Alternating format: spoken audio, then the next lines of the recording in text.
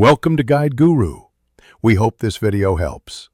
A single button macro records a sequence and triggers it with one input, often called the fist method.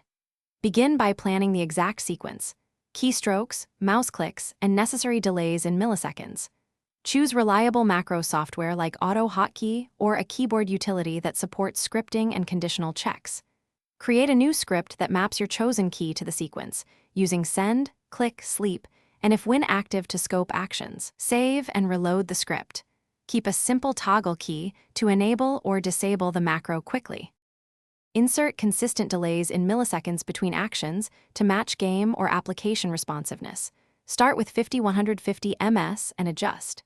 Add a toggle key and an emergency kill key to disable the macro instantly if behavior goes wrong, for example ESC to stop and F12 to toggle.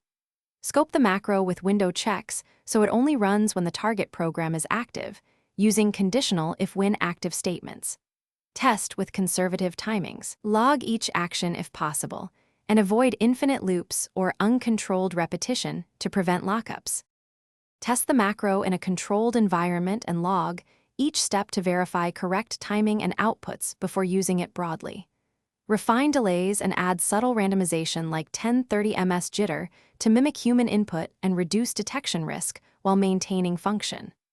Implement safety checks, maximum repeat counts, state validation, and a visible on/off indicator. Review the program or game's terms of service and avoid macros that automate prohibited actions or create unfair advantage.